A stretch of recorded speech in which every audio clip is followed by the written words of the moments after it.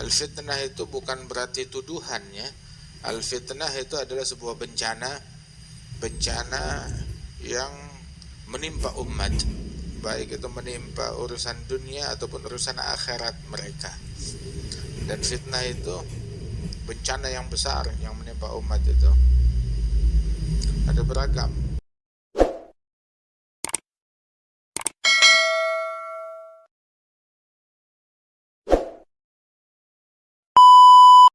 Ada fi as-salah fi awqatus salat, itu ketika turun perintah salat, Rasulullah sebelum subuh dia balik lagi waktu Mi'raj, balik lagi di Makkah. Tapi salat yang pertama dilaksanakan salat zuhur. Kenapa bukan subuh? Sebab subuh belum ada informasi cara salatnya seperti apa dan kapan waktunya. Begitu baru malaikat Jibril datang mengajarkan salat. Disebut zuhur karena awal salat zaharat fil Islam. Salat pertama yang muncul di dalam Islam. Rasul sallallahu alaihi wasallam itu melaksanakan salat pertama itu az-zuhur. Terus malaikat Jibril datang di hari pertama, salat di awal waktu, zuhur, asar, maghrib, isya, subuh. Terus di hari kedua datang lagi salat di akhir waktu, salat dan diikutin oleh Rasul sallallahu alaihi wasallam. Setelah itu berkata kepada Nabi Muhammad, nah itu salat itu baina hadain waqtain, antara dua waktu ini, awal waktu dan akhir waktu. Ada waktu salat di situ, direntang itu waktu zuhur, waktu asar, maghrib, isya, subuh. Jibril turun salat, Nabi salat ikut begitu. Asar pun demikian, maghrib pun demikian, isya pun demikian, subuh pun demikian. Bihadza umirtu, dengan inilah aku diperintahkan oleh Allah Ta'ala. Ada isyarah tentang fitnah, munculnya suatu fitnah. Al-fitnah itu bukan berarti tuduhan ya. Al-fitnah itu adalah sebuah bencana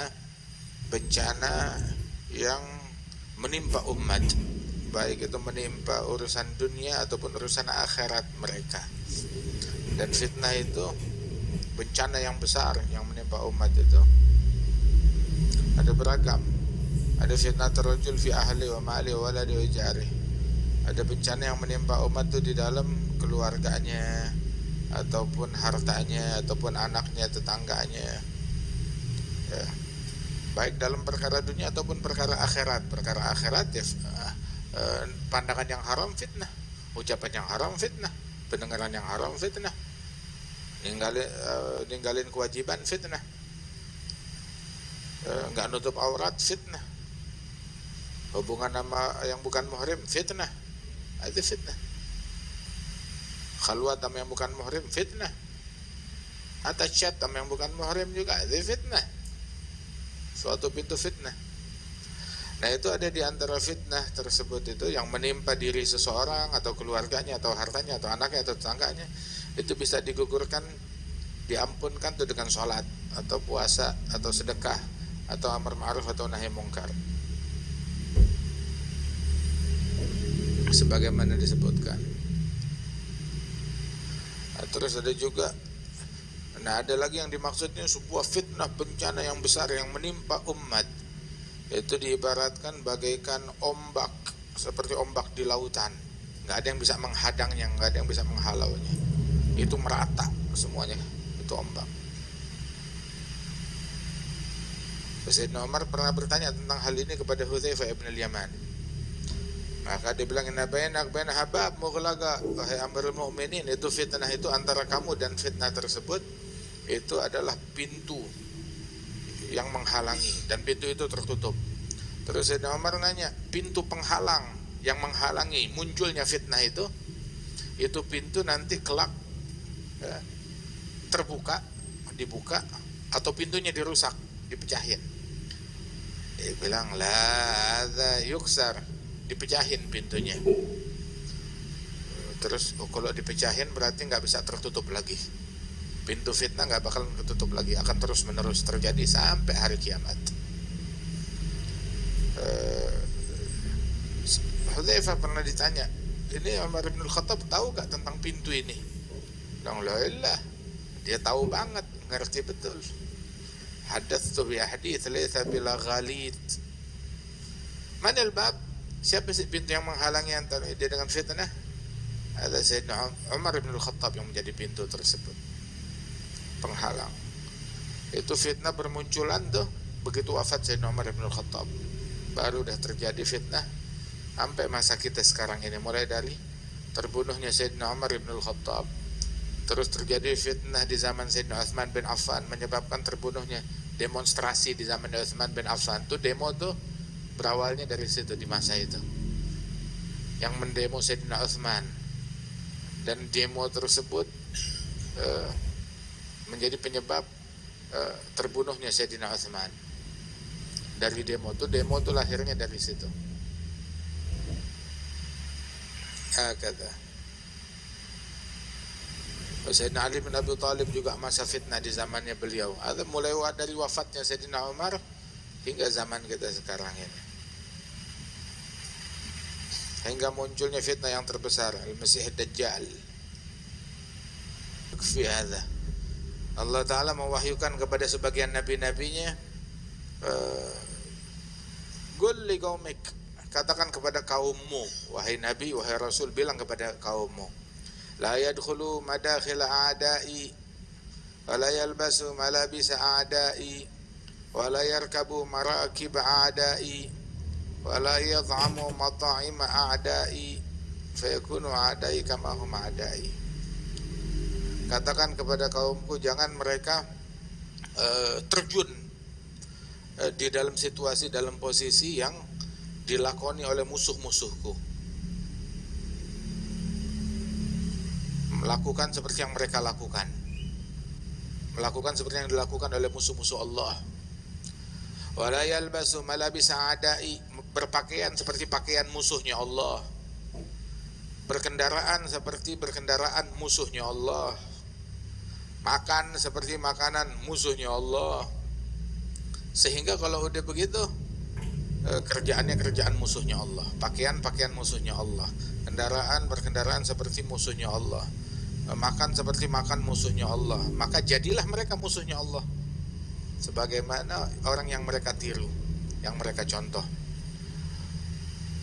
Dalam segala hal kita mencontoh, sampai bikin hajatan, kawinan seperti caranya musuh Allah, caranya musuh Allah, seperti kawinannya kufar wal fujjar, orang-orang yang seumur hidupnya nggak pernah sujud buat Allah Ta'ala, seumur hidupnya nggak pernah sholat 1 rakaat pun untuk Allah, dan itu yang digandrungin. Wah, kawinan pakai kawin caranya mereka, hajatan pakai hajatannya mereka, pesta kayak pestanya mereka, segala hal, sampai bisnis nggak ngikutin cara yang diatur dalam syariatnya Rasulullah, pakai caranya mereka, jeblos dalam perbuatan riba, dalam praktek yang haram, semuanya.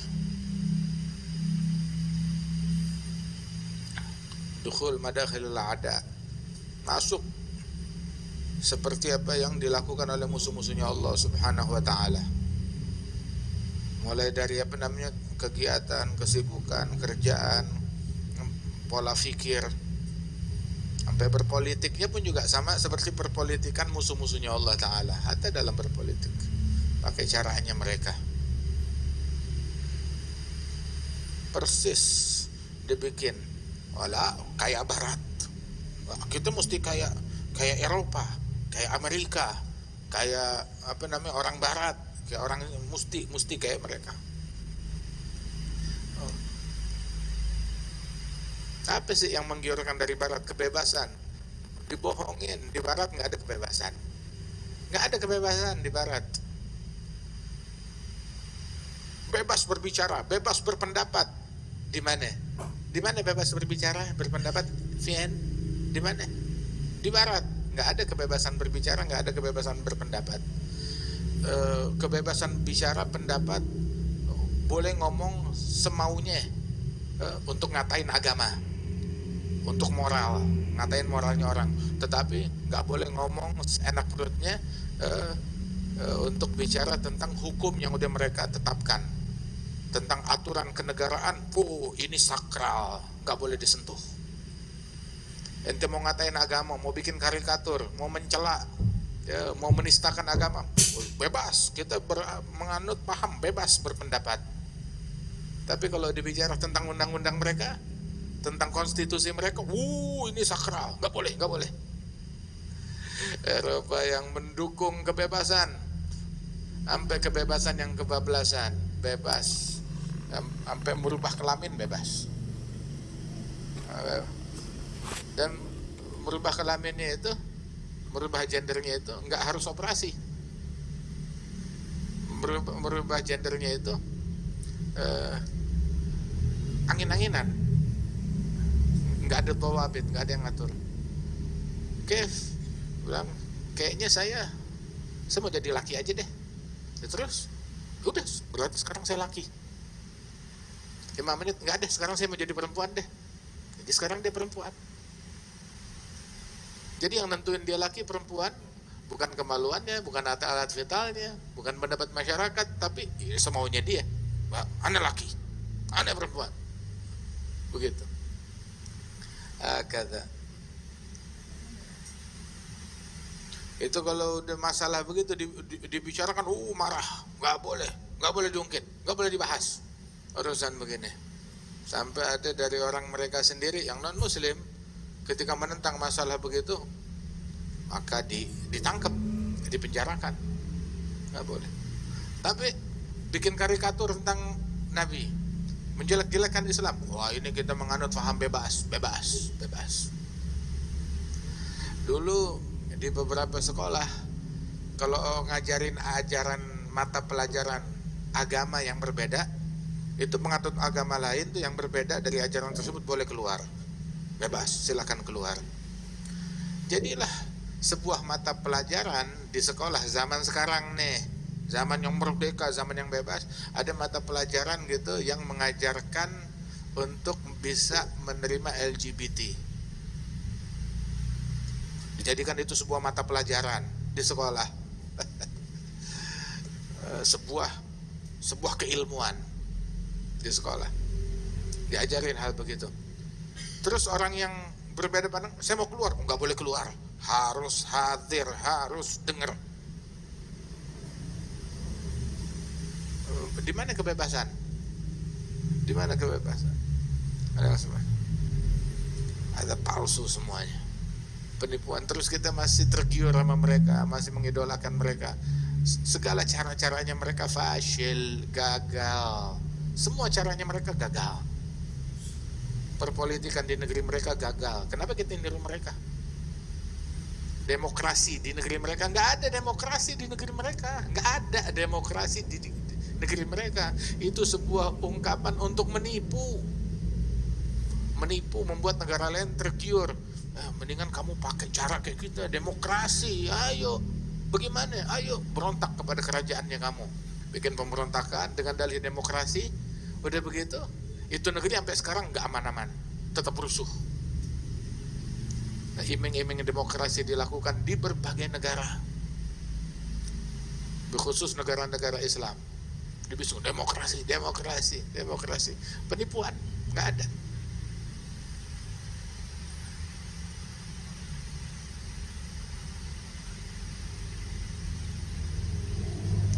Orang yang berapa banyak yang melakukan kejahatan atas nama demokrasi.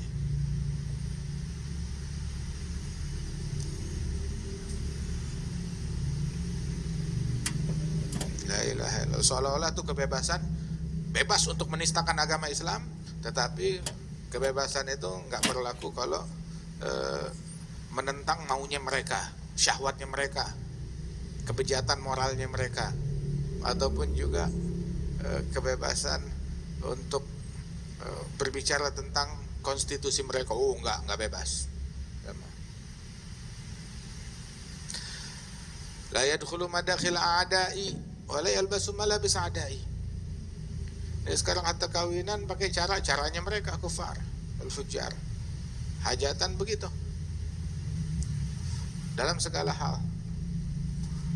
Berpakaian, pakaiannya mereka, pakaian musuh-musuhnya Allah. Berkendaraan, ya kendaraannya mereka. Kendaraanlah secukupnya, seperlunya. Begitu, jangan berlebihan dalam segala sesuatu. Wala yat'am mata'im adai, hatta sampai mulai dari apa namanya, pakaian, makanan,